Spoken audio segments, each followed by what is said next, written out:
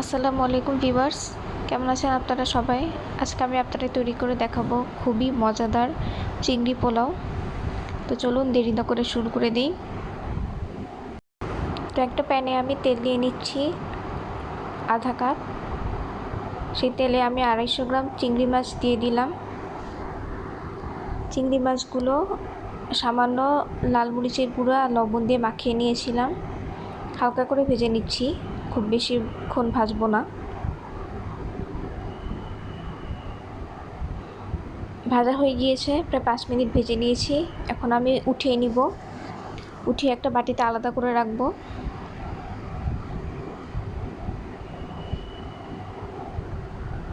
চিংড়ি মাছগুলো উঠিয়ে একই তেলে আমি পেঁয়াজ দিয়ে দিব আধা কাপ পরিমাণে,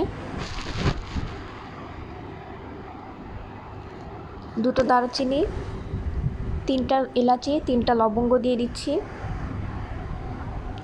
মশলাগুলো দিয়ে পেঁয়াজটা ভালো মতো ভেজে নিচ্ছি।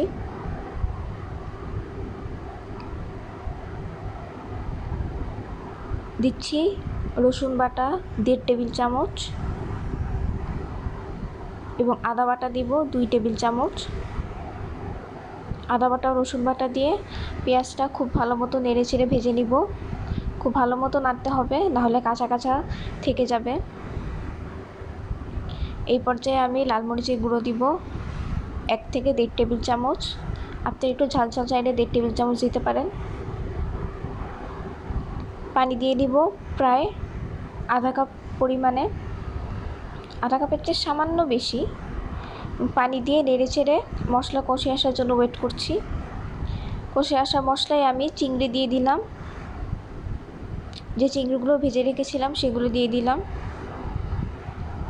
চিংড়ি দিয়ে নেড়ে চেড়ে নিলাম। এখন আমি পানি দিব। গরম পানি দিতে হবে অবশ্যই।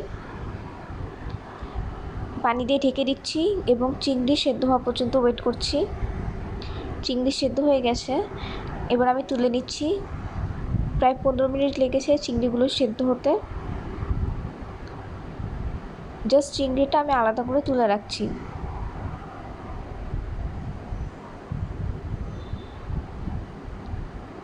একই পানিতে আমি পোলাওয়ের চাল দিয়ে দিব। এখন পোলাওয়ের চাল দিচ্ছি 300 গ্রাম।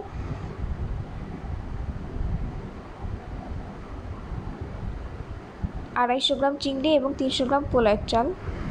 চিনি গুঁড়া চাল ইউজ করেছি, কারণ চিনি গুঁড়া চালের সুগন্ধি আমার খুবই ভালো লাগে। এখন আমি দুধ দিয়ে দিচ্ছি প্রায় 1 কাপের মতো। দুধটা হালকা গরম করে নিলে ভালো হয়। এই সব কিছু দিয়ে একটু নেড়ে চেড়ে দিচ্ছি। আমি আর কোনো এক্সট্রা পানি দিচ্ছি না। এখন আমি ঢেকে দিব এবং প্রায় 10 মিনিট ওয়েট করব চাল সেদ্ধ হয়ে আসা পর্যন্ত। দেখুন চাল সেদ্ধ হয়ে গিয়েছে 10 মিনিট পর, প্রায় 60% সেদ্ধ হয়েছে। এই পর্যায়ে আমি চিংড়িগুলো দিয়ে দিচ্ছি। চিংড়িগুলো দিয়ে একটু হালকা নেড়ে চেড়ে নিচ্ছি।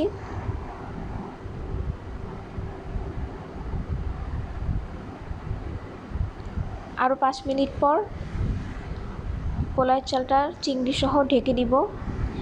ঢেকে দেওয়ার আগে কিছু কাঁচামরিচ দিব, 7-8টা কাঁচামরিচের ফ্লেভারটা খুবই সুন্দর লাগবে। এখন আমি ঢেকে দিয়ে আরও 10 মিনিট ওয়েট করছি। চুলার আঁচ আমি লো ফ্লেমে রাখছি। 10 মিনিট পর ঢাকনা উঠিয়ে ঘি দিয়ে দিব প্রায় 1.5 টেবিল চামচ পরিমাণে। উপরে ঘি ছড়িয়ে ছিটিয়ে দিব। ঘিয়ের ফ্লেভারটা খুবই ভালো লাগবে। এবং চুলার আঁচ অবশ্যই লো ফ্লেমে রাখবেন, নাহলে কিন্তু তলায় পুড়ে যাবে পোলাও। ঘি দিয়ে এখন আমি পোলাওটা একটা তাওয়ার উপর দমে বসিয়ে রাখবো।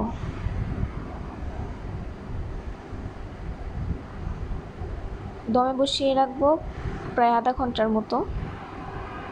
আধা ঘন্টা পর দেখুন পোলাওটা ঝরঝরে হয়ে সিদ্ধ হয়ে গিয়েছে। দেখতে খুবই মজা লাগছে, খেতেও এরকম মজা হয়েছে। এরপর যে আমি নামিয়ে ফেলবো এবং সার্ভ করব। ব্যাস তৈরি হয়ে গেল মজাদার চিংড়ি পোলাও। আপনারা অবশ্যই ট্রাই করে জানাবেন কেমন হয়েছে। ধন্যবাদ।